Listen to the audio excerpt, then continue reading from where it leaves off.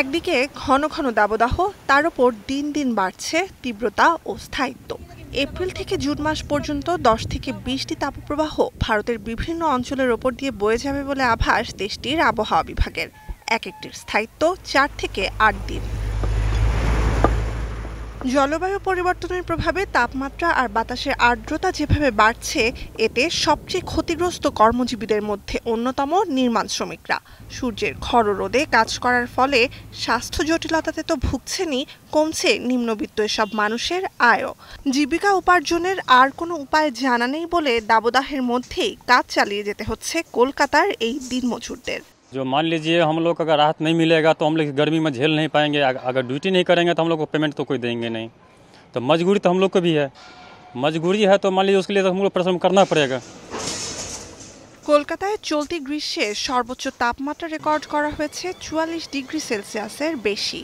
June পর্যন্ত 3 মাসে গরম আর আর্দ্রতা স্বাভাবিকের চেয়ে অনেক বেশি থাকবে বলে জানিয়েছে আবহাওয়া বিভাগ। এমন অসহনীয় পরিবেশেই রোদের মধ্যে ঘন্টার পর ঘন্টা বিরামহীন কাজ করতে হচ্ছে নির্মাণ শ্রমিকদের।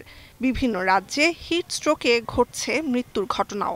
हमारा अपना मजबूरी है जो हमें करना पड़ता है, फिर भी हम लोग जैसे काम करते रहते हैं तो आके आधे घंटे 15 मिनट धूप से बैठ लेते हैं, फिर जब शांत हो जाता है दिमाग तो फिर काम करते हैं। Indian institute of public health গান্ধীনগরের জরিপে বেরিয়ে এসেছে, ভারতে গ্রীষ্মে মৃদু থেকে গুরুতর তাপজনিত উপসর্গে ভোগেন 60% নির্মাণ শ্রমিক।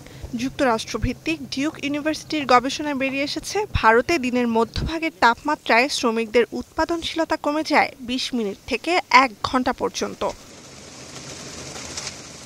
নুসহাত কামাল, এখন বিশ্ব।